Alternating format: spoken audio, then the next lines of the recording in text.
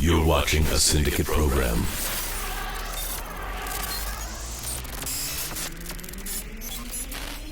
Hasbro The Black Series First Editions return along with another mainline wave from The Mandalorian and Grogu, and Micro Galaxy Squadron has yet another exclusive release on its way. This and more this week on the After Action Figure Report.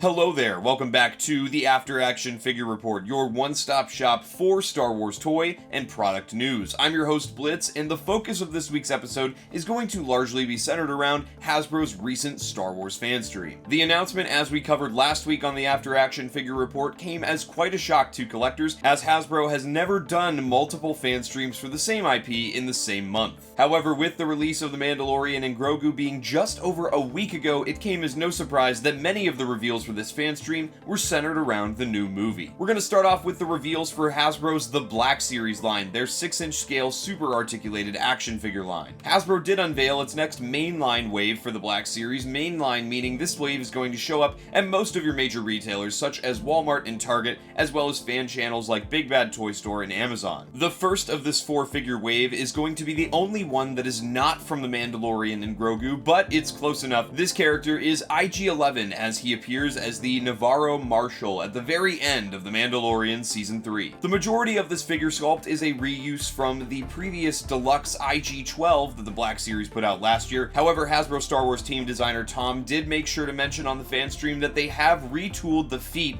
making them more stable for the top-heavy figure. IG-11 features a new paint job as well as a unique belt overlay which houses his blaster pistol that he carries. IG-11, along with almost all of the other reveals we're going to be talking about from this Hasbro Star Wars Fanstream, have already gone up and are available for pre-order at most of your major retailers. And before we move on any further, I will go ahead and plug the Blitz Transmissions Discord. If you're looking to stay on top of when these pre-order links go live, then make sure to join the Blitz Transmissions Discord, as myself, the moderators, and members of that Discord make sure to share links, and then myself and the moderators will also send pings when links go live. So if you're looking to make sure you stay on top of things when it comes to your Star Wars collecting, then make sure to join the Blitz Transmissions Discord, link in the description below. Moving on from IG-11, we now have a new army builder from The Mandalorian and Grogu, that being the Imperial Remnant Snowtrooper. It's about time that the Black Series caught up to the vintage collection on this one, and boy did they not disappoint. Not only does this Snowtrooper come with the Ralph McQuarrie inspired exposed helmet underneath the face cape, he also comes with not one, but 2 different face cape variants. Each face cape has a varying level of weathering applied to it and takes a different shape, so you could have up to 3 different variants of Snowtrooper just from this release alone. On top of the customization options for this new army builder, Hasbro did also include lots of new tooling carried over from the recently released AT-RT driver from the same movie. With all the new articulation and the customization, this will surely make for one of the best army builders of 2026. My only worry about this figure is that he features a hard plastic comma as opposed to the soft goods approach. I only worry about this as far as posing goes because that comma hangs below the knees. Usually with those lower hanging plastic parts, I worry about how that's going to look or hinder the articulation at the legs, especially if you're going for lower, more athletic firing poses. But even with my worries about the comma, this figure is definitely amazing, and just like IG-11, I will definitely be picking one up to add to my collection. Our third of the 4 members of this next mainline wave is a different kind of army builder. Some would argue maybe he's not a true army builder, but it is the Mercenary Guard droid from, again, The Mandalorian and Grogu. We see this particular look for the droid a couple times throughout the film. One of them pilots one of the Hutt fighters, and another one pilots one of the Staps that Mando ends up taking over. This droid, much like the other 2 members of this wave, features a lot of reused parts, mainly from the HK-87 droids from The Mandalorian Season 2. This one does worry me a little bit because these HK-87 droids are notoriously spindly and very hard to keep balanced on a shelf. itself. Hopefully Hasbro tightened up those joints so that we don't have the same issues with this figure that we had with the previous iterations, because man, this one looks good. I love the different colors and the patina that's been applied to many of the metallic parts of the figure, and I always have an appreciation for a soft goods piece, that being the cape. This droid also features a staff as well as a modified E5 blaster rifle, giving you a couple different options for posing as well. With how little the Imperial Remnant actually showed up in this movie, I am definitely happy to see some sort of fleshing out beginning, hopefully, for the Hutt clan faction. This is a figure that I'm super excited about, looks really unique, and I can't wait to add to my collection. Moving on to the fourth and final member of this new mainline wave, we have Embo, and this is the one that everyone was very excited about. I won't lie, I did find myself a little bit let down when I saw this initial reveal, because I was really hoping that Embo would include his trusty sidekick Kibu that we see him with throughout the movie. Aside from his lack of partner in bounty, Embo looks amazing from the solicitations we got to see at the Fanstream,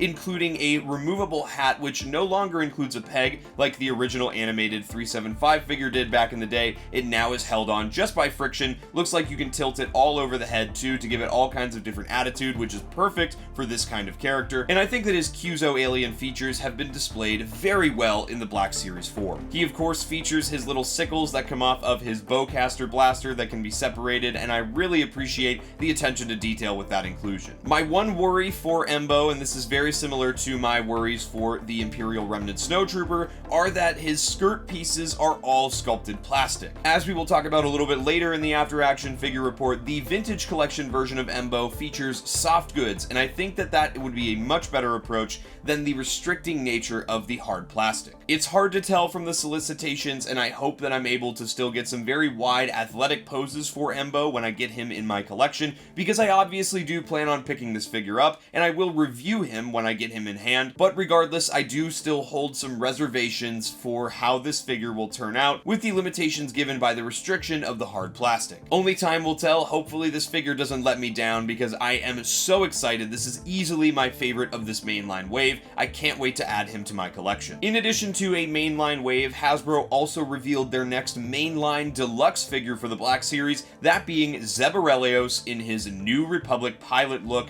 from The Mandalorian and Grogu. This Zeb figure looks absolutely amazing. In addition to his scale, he's got all of the latest and greatest technology in the way of Hasbro articulation and engineering, so I'm really excited to see what kind of poses you can get with this figure. In addition to that, they made two separate sculpts for his bow rifle, as opposed to the Star Wars Rebels version, which has the bow rifle that can actually extend and transform just like it does in the show. However, they stated on the Fanstream that this bow rifle is a much thinner design than the Rebels look was, so to keep true to the design and not sacrifice it for the sake of the gimmick of the transformation, they made two separate sculpts, one that is already in the rifle configuration and one that is in the staff configuration. In addition to that, they gave Zeb two swappable heads, both with very different expressions, one with a much more stern look and the other with a much more relaxed, smiling look. I really love when Hasbro includes different swappable head options for their newer figures, and I think that Zeb is the perfect candidate to do something like that.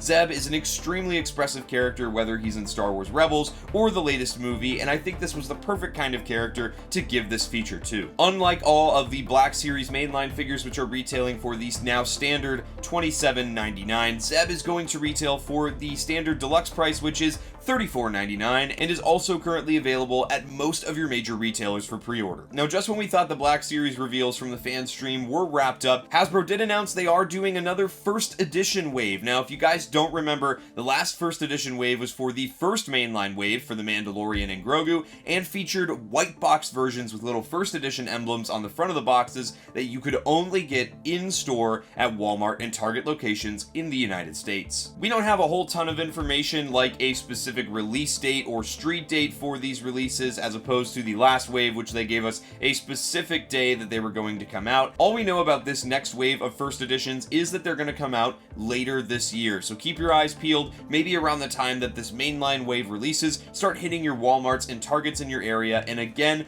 we will be letting you guys know in the Blitz Transmissions Discord when we start to see these figures pop up in stores. Hasbro's final Black Series reveal from this fan stream was a different kind of release, something something they haven't done in quite some time, that being a single-packed version of Grogu. Spoiler alert for The Mandalorian and Grogu, so if you don't want to hear it, go ahead, skip ahead about 2 minutes here, or skip to the Vintage Collection section of the video, but Grogu had some amazing character building moments in this movie, and some great visual storytelling, especially in that sequence on Nal Hutta. So of course, Hasbro did a great job including his most up-to-date look, featuring the Beskar plate with the Mud Horde signet on the front of the character, as well as some of the accessories that he picks up on Nal Hutta, such as his cane, which is a great nod to Jedi Master Yoda, his fish that he steals from Gay Tori, that fisherman on the planet, you can see a little bite out of the fish as well, and they did also include his case of macaroons. This figure is going to be much different from other Black Series releases, as it is only going to retail for $9.99 and will not have a pre-order date here in the United States. This figure, just like the first editions, is just going to start showing up at most of your major retailers, both online and brick and mortar, in store, probably later this summer. So keep a lookout for this $9.99 release. I think this is something Hasbro should have even done a first edition for, especially considering you can't get the figure at all without going into stores. I think a first edition would have really helped to round out the previous 2 waves of first edition packaging. That said though, I'm super excited for this release, and this is absolutely a figure that I will be picking up to put front and center on my Mandalorian and Grogu display. Jumping from the Black Series and moving over to Hasbro's other major Star Wars line, the Vintage Collection, their super articulated 3.75-inch scale line, Hasbro did also reveal a new mainline wave for the Vintage Collection as well. The first of this 5-figure wave is a figure that we have already talked about here on the After Action Figure Report. However, this time around, rather than digital renders, we have physical images and official solicitations of the figure in hand, that being Devin Azara from Maul Shadowlord. Many a Star Wars fan were left raving over their enjoyment of Maul Shadowlord, and Devin Azara was a new character that a lot of fans were apprehensive toward before the series release. However, by the end, many fans are scrambling to get her action figure releases just as much as our legacy characters like Maul. Devin looks exactly how she did in her digital renders, in her actual solicitations here in physical figure form, and of course she is now also up for pre-order for TV Steve's now standard $19.99 price point. That's going to go for all the mainline figures we're going to be talking about today. Hasbro's next reveal for the Vintage Collection was Hera Syndulla, as she appears in the earlier seasons of Star Wars Rebels. Since the release of the HasLab Ghost, the Vintage Collection has seemed to have gone with supporting programs for the year of the release of each HasLab, whether it be Return to Tatooine with the Cantina, or the Battle of Geonosis, which is currently going on with the Republic gunship. The Ghost did not receive this treatment, however, and many fans were really hoping that the earlier seasons looks of the characters would make it out into the Vintage Collection line. Pretty soon after the release of the Ghost, we got Kanan and Zeb. However, it's been a while since Hasbro has touched that early season's Ghost crew, so a lot of fans were excited to see Hera in her updated look. While I will be picking up Devin Azara for my collection, and while I am also an owner of the HasLab Ghost, I do not think I will be picking up this Hera figure, mainly because I'm going with an Ahsoka series display for my Ghost diorama. Moving on to our next figure release here, I'm not gonna lie, this one was a little bit of a head scratcher for me. It is the Sand Trooper Tatooine. I will start by saying this figure looks great, and I don't want to get that twisted when I say that this was a confusing release to me. The reason that I say it was a confusing release is mainly because this figure was just included in a special action figure set that was released not even a year ago. So to see it single packed so soon on a single card, much like the Snowtrooper Commander, which was also part of that pack and revealed at the beginning of 2026, I feel like these single carded versions are just coming a little too soon after their initial multi-pack release. At the very least, at least it is some form of a troop builder, so fans that were wanting to pick up more than one and didn't want all the figures from the special action figure set last year are now able to pick up their single carded version of the Sand Trooper. Like I said though, the Sand Trooper does look amazing. He features some very nice weathering in my opinion, as well as 2 different blaster options, giving you more of that troop building. And now moving on to our 4th member of this 5-member wave for Vintage Collection, we have the Mercenary Droid, this one being a different one than the Black Series, and I must say, one that I'm more excited about as far as looks go. This mercenary droid is based a lot more on the B2 Super Battle Droid from the prequel trilogy, as opposed to the HK-87 bodies with the B1 Battle Droid heads. The B2 mercenary droids are much more like a berserker, heavily armored and carrying melee weapons for the most part, looking to tear apart their enemies. These guys really give Mando a hard time. A couple different points in the movie, they take quite a few blaster bolts to be deactivated. This is probably one of my favorites of this wave, as it one is a new character from new media, but also features some amazing sculpted and painted detail, including a really fun accessory, that being a blast effect for his wrist rockets. Blast effects aren't usually something the Vintage Collection includes with their figures, so I'm always making sure to point it out when they do them with new releases. Much like the Black Series counterpart for the Mercenary droid, this figure has lots of nice rust and patina for the droid Gatra faction. However, he does feature a hard plastic cape,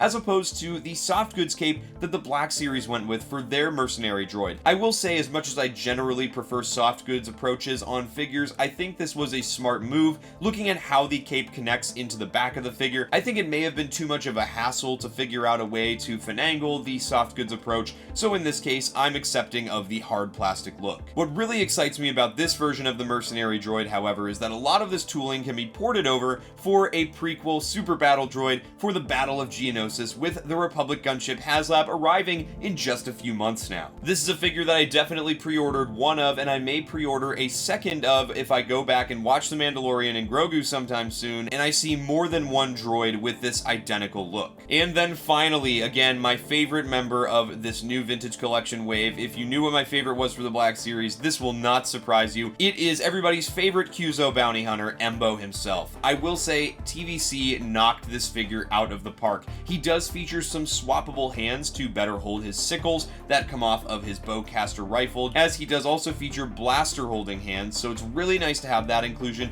And again, much like the Black Series, the sculpted and painted detail on this figure are just out of this world. Now, where the Vintage Collection version has a leg up on the Black Series, in my opinion, is the inclusion of the soft goods skirt pieces, making it much easier to get those wider, lower, more athletic poses for this character. This is a figure that was an absolute no-brainer for me to add to my collection, and I can't wait to get him up on my shelves. Now, I must admit, like the Black Series release, I do find myself a little bit let down that Kibu was not included, but I'm hoping that maybe down the line, Embo's sidekick will make it into some form of action figure release. And then, in addition to this new mainline Vintage Collection wave, Hasbro's final reveal for the TVC line was a new deluxe figure, that being identical to what the Black Series got, Zeb Aurelios in his New Republic pilot look. Much like the Black Series, Zeb features all of the great sculpted and painted detail you come to expect with the Vintage Collection, and also has the separate sculpts for the bow rifle. The only thing that this version of Zeb lacks that the Black Series has over it is that swappable head. However, if they were only going to go with one facial expression, I think they went with the right one, with that smiling look for Zeb, as that is very iconic to his character in both The Mandalorian and in the Mandalorian and Grogu film. This figure is currently available for pre-order on most major retailers, just like the mainline wave, and as opposed to being retailed for $19.99, will retail for $27.99. One final plug for the Blitz Transmissions Discord, guys. If you want to find the links to all the figures that were revealed and are currently available for pre-order, you could check out the Order Links channel in the Blitz Transmissions Discord. Again, link in the description below. Moving away from Hasbro for just a moment, the only other news that we have across all the Star Wars toy lines this past week was the unofficial reveal of a new exclusive set for Jazwares' Micro Galaxy Squadron line. This new Micro Galaxy Squadron set is going to feature 3 vehicles, 2 Fiend fighters, and of course Ahsoka's T6 shuttle. Ahsoka's T6 shuttle was my favorite Micro Galaxy release of 2024, so that vehicle alone, in my opinion, is definitely worth the money. Currently, this vehicle has only been revealed on Star Action Figures, which is a great online retailer if you're a collector over in the United Kingdom. However, we will find out at a later date if and when this release is hitting the United States. Now, for our main story here on the After Action Figure Report, we're going to be talking a little bit about the first edition packaging. Now, I have to say, the last Mandalorian and Grogu mainline wave, which had first edition packaging, seems to stay pretty plentiful in Walmart locations and even in some Target locations as well. This wave, which was street dated for Sunday, March 22nd, really only showed up at Target locations on the actual day, didn't end up showing up at Walmart locations until maybe a month later. I've seen some collectors online online questioned the collectability of the first edition packaging variants, calling them redundant and pointless, and I'm here to say that my opinion is that I think that the first editions are something that Hasbro should do more of going forward. Historically, an integral part of the collecting hobby is going out and enjoying what we call the hunt. And the hunt is exactly what you would think it would be: going out, going store to store, and hunting down action figures and getting that gratification when you find them. If you'd like to check it out, we have a vlog here on the Blitz Transmissions channel. I collabed with my fellow members of the Syndicate and some other channels as well, and we went on our This is the Sunway toy hunt, where we all went to track down the first edition Mando wave. Whether you struck out or found something, it seemed like everybody that was involved in that vlog ended up finding the first edition packaging in some quantities. And it added such an extra level of enjoyment and excitement going out and talking to each other in that group message, looking around saying, hey, I found these guys, but I'm looking for this one. Hey, this character seems to only be single packed in the shipper, whereas this one has as many as 8 figures like the deluxe Mando did. But there was the enjoyment and the community aspect of going out and hunting for the figures. In the age of social media and the internet, I think that in a lot of aspects of life, we've lost that community aspect because of the convenience of the keyboard. Because collectors are able to pre-order most figures online nowadays, most collectors don't even concern themselves with going out and even bothering to look for figures. In my collecting career, I've had plenty of times where I've actually found figures in stores before my pre-orders even ship. And it's that gratification of finding a figure on the peg, being able to inspect the quality control of each figure in hand, being able to pick the one that looks the best to you, and being able to walk out of the store with that figure in hand. I think that the first edition packaging does a great job of encouraging that hunt and encouraging that community aspect. Not only did I plan the trip that day with many other creators, but I also got to talk to a lot of other collectors that are local to my area. Some of them were on a first name basis, others I met for the first time, but it was that shared excitement of going out and seeing other people looking for that same thing you were looking for. The community aspect is an integral part of keeping a hobby alive and thriving, and I think that with the internet, it can be very easy for us to lose sight of the importance of that community aspect. Therefore, it's my opinion that the first editions are a good thing, and I would encourage Hasbro to continue with more first edition mainline waves going forward. And to those who are against the first edition packaging, I would ask you, what difference does it make if they exist or not? Aside from the box being white and the little silver emblem on the front that says first edition in about 1,000 different languages, the figures themselves are no different than the standard mainline releases. So if you don't want them, don't buy them. As for me, I had a ton of fun going out and looking for the first edition packaging. It reminded me of when I first started collecting the Black Series back in 2019, and I would find those white boxes hanging on the Walmart shelves. Let me know, guys, what do you think of the first edition packaging? Do you think it's the dumbest thing Hasbro has ever done, or do you think that it's something that helps to build that community aspect of the collecting hobby? Make sure to comment and let me know, and we can talk about it more. But with that, guys, that's going to wrap it up for this week's episode of the After Action Figure Report. As always, a special thank you to our sponsors, those being CARBONITES, Cube Squadron, PlasticNews.com, and Toy Hunter. Links to all our sponsors can be found in the description below, as well as links to my fellow members of the Syndicate, those being Sarlacc Digest and Shadownose Network. If you're a fan of IPs and pop culture other than Star Wars, make sure to check out the Shadownose Network. They've got awesome shows like their Toy Box Chronicles every single Wednesday at 10 o'clock p.m. Eastern Time, Good Morning Toy Box every Friday at 1 o'clock p.m. Eastern Time, and of course Pixels Plastic Inc. every Friday at 10 o'clock p.m. Eastern Time. If you're a fan of a live Star Wars podcast, you should definitely check out my friends over at the Sarlacc Digest and their flagship show every Wednesday at 11 o'clock p.m. Eastern Time. And if you'd like to see more of my thoughts on Star Wars collecting topics, you could also check out their Toy Chest show, which I am a co-host on and takes place every Monday at 8:30 p.m. Eastern Time. As for Blitz Transmissions, if you're an ARC Trooper in the Patreon, you would have seen this episode of the After Action Figure Report early. If you'd like access to early content, monthly giveaways, and other awesome benefits, the link to the Patreon is in the description below. You can become an ARC Trooper for just $4.99 a month. If you'd like to support the YouTube channel more directly, you could also check out the Blitz Transmissions YouTube channel membership, Rancor Battalion. In addition to exclusive badges and priority replies in my comments section, we now have, courtesy of my good friend Great White North Empire on Instagram, our first batch of exclusive emojis. Rancor Battalion channel members can now enjoy these 12 emojis as part of the commenting section and in the live chats of all of the live streams. So if you'd like to join and become a part of the Rancor Battalion, you can join for just 99 cents a month. In addition to that, you can check out links to the merch, the Discord, and all my social media in the description below. That's all for this episode of the After Action Figure Report. This is Blitz, signing off, and as always, may the Force be with you.